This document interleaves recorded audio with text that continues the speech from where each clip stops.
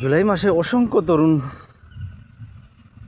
তরুণী অসংখ্য মানুষের আসলে রক্তের বিনিময়ে একটা স্বৈরাচারের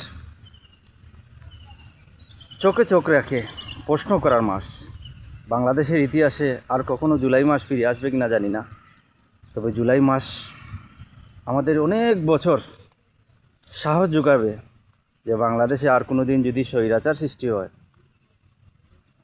সেই স্বৈরাচারের বন্দুকের নলের উপরে দাঁড়িয়ে প্রশ্ন করার সাহস যোগাবে জুলাই মাস। জুলাই মাসে যখন প্রতিদিন অসংখ্য মানুষের আসলে খবর শুনতেছিলাম, এইখানে মানুষ মারা যাচ্ছে, এইখানে মানুষ মারা যাচ্ছে,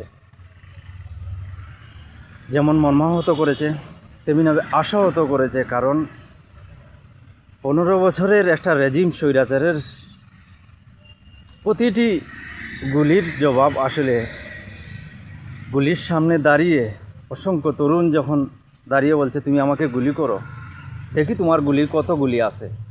এই যে সাহস, এই সাহস আসলে বাংলাদেশের তরুণদের এই সাহসের মতো সাহস কোথায় অন্য কোনো দেশে আছে কিনা আমি জানি না। তবে বাংলাদেশের ইতিহাস লগ্নে এই জুলাই মাস আমাদের গর্বিত করার মাস, আমাদের প্রেরণার মাস। জুলাই মাসের প্রথমার্ধে যখন প্রতিদিন মানুষ মারা যাচ্ছিল, তখন অনেককে আমি আসলে বলতেছিলাম যে এত রক্তের দাগ, এত রক্তের বিনিময়, এগুলো আসলে বিদায় যেতে পারে না। এবং জুলাই মাসের যখন শেষ হতে চলতেছিল, তখন বলতেছিলাম যে এই স্বৈরাচারের পতন নিশ্চয়ই আল্লাহ তাআলা আগস্ট মাসেই হবে।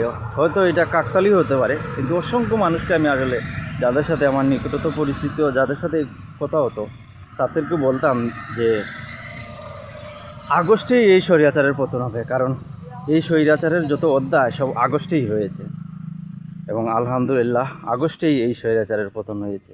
এবং জুলাই আমাদের অসংখ্য তরুণদের রক্তের বিনিময়ে এই স্বাধীনতা, নতুন বাংলাদেশ আমরা যেন আবার নতুন করে গড়তে পারি, এটাই আসলে প্রত্যাশা।